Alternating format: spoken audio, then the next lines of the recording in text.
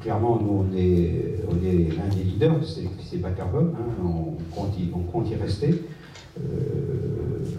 L'atout d'EDF, c'est que ce mix nucléaire, énergie renouvelable qu'on a, qui est principalement aujourd'hui nucléaire hydraulique, avec des ENR qui se développent, on peut l'accompagner assez bien, et c'est ce qu'a bien compris le projet de PPE d'ailleurs, parce que globalement, on a en plus, compte tenu de l'histoire de nos parcs nucléaires, développé un parc nucléaire flexible. C'est-à-dire qu'en gros, ça aussi, ça se sait pas forcément, tout le monde pense que notre parc nucléaire, c'est soit 100%, soit 0% quand vous avez une tranche. On oublie de dire que par réacteur, chaque réacteur peut varier sa puissance en gros entre 20 et 100% de puissance en 30 minutes. Donc on a un parc en fait extrêmement flexible. Ce qui est important dans la période où on va monter de plus en plus les énergies renouvelables, parce que s'il y a une direction dans laquelle on s'inscrit complètement, dans laquelle s'inscrit le PPE, c'est également le développement des énergies renouvelables. Et tout le monde sait que les énergies renouvelables, c'est variable ou intermittent, suivant le mot qu'on emploie. Et donc, globalement, il y a besoin d'un accompagnement, si on veut quand même stabiliser et sécuriser le réseau électrique, il y a besoin d'un accompagnement. Tant que le stockage n'est pas développé de façon industriellement forte, on a besoin de quelque chose qui accompagne cette montée des ENR. Et de ce point de vue-là, notre nucléaire qui est variable, et il est extrêmement performant pour accompagner la montée des ENR. Donc finalement, le meilleur allié pour la montée des ENR dans le cadre de la PPE, c'est quand même notre nucléaire existant flexible.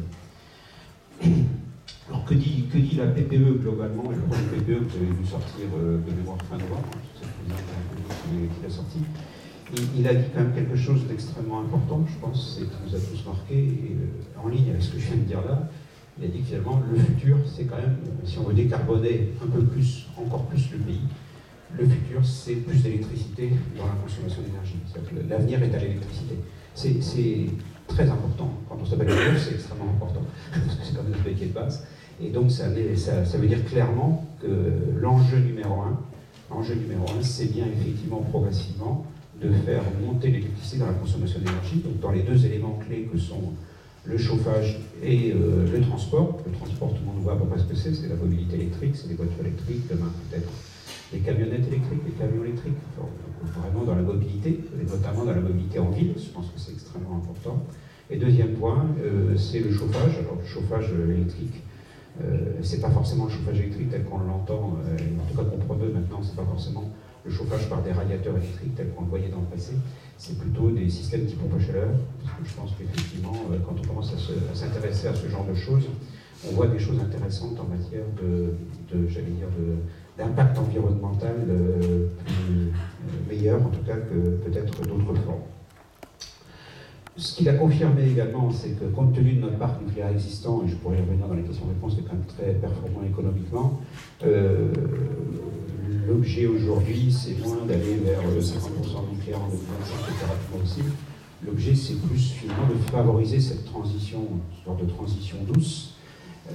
Nous, on défendait un principe qui était le suivant, c'est qu'on a un parc, quand on a débattu dans les débats sur la PPE, on avait un projet industriel assez simple qui était de dire, en gros, notre parc peut aller jusqu'à 60 ans, on peut raisonnablement tabler que notre parc nucléaire peut aller à 60 ans, moyennant un certain nombre d'investissements de jouvence et d'amélioration de la sûreté.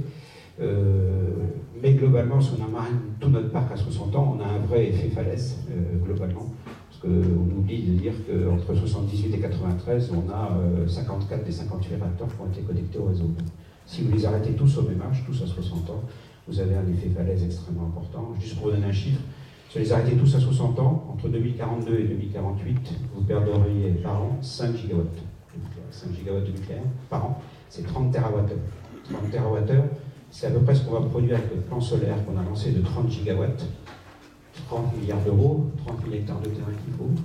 Et avec ça, on fait 30 TWh, parce qu'un gigawatt de solaire, ça fait à peu près 1 TWh, un gigawatt de nucléaire, ça en fait 6, à peu près les ordres de grandeur. Donc globalement, il faudrait entre 2042 et 2048 un plan solaire par an, si on avait tous nos réacteurs au même âge. Autant vous dire que c'est impossible. Si on était un petit électricien américain dans son coin, on ne se poserait pas toutes ces questions. Vu notre poids, nous, dans le secteur électrique français, on ne peut pas faire ça. On est obligé d'étaler. Quand on étale, si vous n'allez pas au-delà de 60 ans, vous êtes obligé de vous arrêter avant. Donc le plan industriel qu'on a défendu, c'est de dire il faut s'arrêter au décennal, parce que autant investir, quand on investit pour 10 ans, autant investir pour 10 ans et s'arrêter à 10 ans. Donc le plan qu'on a défendu, c'est d'arrêter plutôt nos réacteurs, en gros, pour partir à 50 ans, pour partir à 60 ans, Entre 2029 et 2055, vous trouvez 52 réacteurs quand même entre 50 et 60 ans. 2029-2055, c'est 26 ans, 52 divisé par 26. Bon, ça fait simple, c'est 2 réacteurs. Donc un plan qui finalement prévoirait d'arrêter à peu près 2 réacteurs par an à partir de 2029, ça nous semblait assez logique. Donc en particulier sur la période 2029-2035, vous faites un calcul, ça vous fait à peu près 12 à 14 réacteurs d'ici à 2035, et vous arrivez à peu près à 50% en 2035 si vous ne remettez pas tout de suite du nucléaire neuf. Donc voilà à peu près les ordres de grandeur. Bon, le projet de PPE qui a été émis nous demande dans le scénario nominal de commencer à arrêter des réacteurs dès 2027, 2027-2028. Donc globalement, on n'a pas été complètement suivi dans notre projet industriel, autant être clair. En même temps, si je veux dire, on n'en est pas très éloigné globalement, parce qu'encore une fois, notre plan c'était plutôt une dizaine de fermetures entre 2029 et 2035. Là, vous voyez bien qu'on parle de 12. Si on fait Fessenheim, ça fait 14, on est parmi une douzaine. Donc globalement, on est dans un scénario qui n'est pas très loin de celui qu'on proposait. Au passage, et c'est important, et c'est ce que je dis à mes troupes, parce que globalement, c'est souvent quelque chose qui émeut un peu dans nos troupes quand on parle de fermeture de réacteurs, bien évidemment. Ce que je leur dis, c'est que quand même, globalement, et on le voit bien, ce projet de PPE, il repose avant tout sur le grand carénage de nos installations. Parce que quand on arrête 12 réacteurs entre 2029 et 2035, tel que le prévoit le projet de PPE, sachant qu'il y a 25 réacteurs qui arrivent à 50 ans entre 2029 et 2035, ça veut dire qu'on a la moitié qui s'arrête et la moitié qui continue et qui va plutôt à 60 ans. Donc finalement, le gouvernement, à travers ce projet de PPE, nous fait confiance sur notre capacité à déployer le grand carénage pour aller amener nos centrales au-delà de 40 ans, à 50 ans, et même pour certaines d'entre elles à 60 ans. Et donc maintenant, la balle est dans notre camp, c'est à nous de déployer complètement ce projet-là, sachant qu'il a déjà commencé. On n'a pas commencé le grand carénage. Enfin, à la veille de commencer le grand carénage, on a déjà commencé depuis 2015, pour avoir un ordre de grandeur. Donc il est déjà largement en cours. Y compris bon, alors sur Fessenheim, on était un peu plus prudent. On voyait bien qu'il y avait quand même un certain nombre de tensions. Donc, pour ce qui concerne le renouvellement du parc nucléaire, parce que vous y faisiez allusion, le gouvernement nous engage d'abord à mettre en service le PR de Flamanville, ce qu'on peut comprendre. Je pourrais y revenir aussi si vous voulez dans les questions-réponses. Et par contre, nous demande quand même clairement de déposer d'ici 2021 un dossier complet sur comment on voit le renouvellement ou pas du parc nucléaire, dans quelles conditions, etc. Quand je dis complet, c'est bien évidemment un volet technique. Par quoi? Quel type de réacteur? Est-ce que ce réacteur est compétitif ou pas compétitif? Et en quoi il va être compétitif? En quoi on va tenir les délais et les coûts annoncés? En quoi, d'un point de vue réglementaire, quelles sont les étapes à franchir? En quoi, d'un point de vue financier, parce que c'est sans doute le sujet clé, comment on prévoit les modes de financement de ce nouveau nucléaire, parce que ce sera extrêmement important. Et dernier point également, quand même, parce que le sujet viendra sur la table, si on fait quelques réacteurs EPR, où est-ce qu'on les met? Et donc il y a le sujet de la localisation à un moment ou à un autre qui apparaît. Donc on voit bien que d'ici 2021, on a un dossier extrêmement sensible à monter, et finalement, le gouvernement nous dit, à vous de nous faire ce dossier-là, en lien avec nous, on travaillera avec vous, mais la balle est maintenant dans notre camp, et notre objectif est bien d'ici 2021, on est déposé à ce dossier. Le nouveau nucléaire, on pourrait revenir dans les questions-réponses. Nous, on croit beaucoup, encore une fois, au mix ENR nucléaire, et donc, pour nous, la balle est dans notre camp pour aujourd'hui faire maintenant un nucléaire performant, économiquement rentable, et qui permette effectivement de bien compléter les ENR dans un contexte où il y aura un certain nombre de choses à monter, notamment sur le stockage. Parce que je pense qu'effectivement, il y a des choses qui existent sur le stockage, mais on voit bien qu'aujourd'hui, le stockage de l'électricité est sans doute un élément clé dans un mix nucléaire ENR, mais aussi de façon plus générale, on peut avoir une conviction que, je parlais tout à l'heure de la place de l'électricité dans l'énergie, qu'elle est que de 25%. Si on veut qu'elle monte plus, on a besoin de stockage. Je pense qu'on aura du mal à monter la part de l'électricité dans l'énergie si le stockage de l'électricité ne devient pas plus industriel que ce qu'il est aujourd'hui. Donc je voulais vous dire simplement, et on peut y revenir également sur la compétitivité, parce que je pense que c'est un sujet qui revient assez régulièrement. Bon, mais en avant, sur notre nucléaire existant, c'est un nucléaire amorti, donc globalement, on a un nucléaire qui produit un mégawattheure de l'ordre de 33 € par mégawattheure pour les coûts restants engagés. Je pourrais revenir sur ce point-là, parce que vous avez vu plein de notions de coût du nucléaire, donc je pourrais y revenir. Nous, on dit simplement, quand on compare des scénarios d'arrêt ou de prolongation, ce qu'il faut prendre en compte pour les scénarios, quand on compare, c'est bien les coûts restants engagés. Il y a des coûts fatals de toute façon, qui sont les coûts de déconstruction des déchets.